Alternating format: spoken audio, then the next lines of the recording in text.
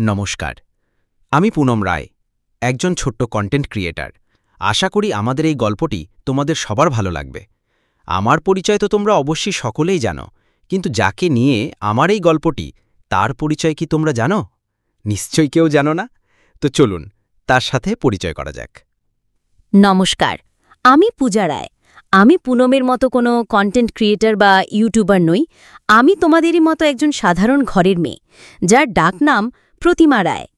তো পুনমের সাথে আমার 4 বছরের রিলেশন, কিন্তু মাঝ পথে সবকিছু শেষ হয়ে যায়। কিন্তু এই শেষ পুনম নিজেও করেনি, আমিও করিনি।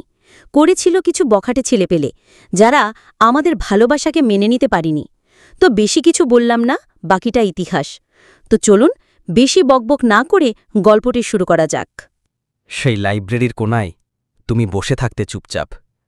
আমি শুধু দেখতাম, বলতে সাহস হয়নি, ভালোবাসি। প্রতিদিন ভাবতাম আজ বুঝি তুমি বলবে, আর প্রতিদিন না বলা কথাগুলোই ভরে যেত মন। ডিগ্রি শেষ, সময় গড়িয়ে গেল। তুমি চলে গেলে অন্য শহরে, রেখে গেলে এক বুক শূন্যতা।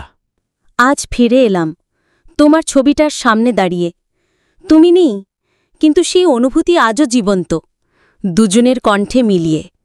ভালোবাসা কখনো মরে না, শুধু অসমাপ্ত থেকে যায়। গভীর, নিঃশব্দ, চিরন্তন। সমাপ্ত। আমার ইউটিউব চ্যানেল এসকে পুনম রায়, সবাই সাবস্ক্রাইব করবেন। এবং আমার ফেসবুক এসকে পুনম রাজ, সবাই ফলো করবেন। ধন্যবাদ। আজ তাহলে আসি, দেখা হবে নতুন একটা গল্প নিয়ে। ততক্ষণে সবাই ভালো থাকবেন, সুস্থ থাকবেন। Tata, bye bye.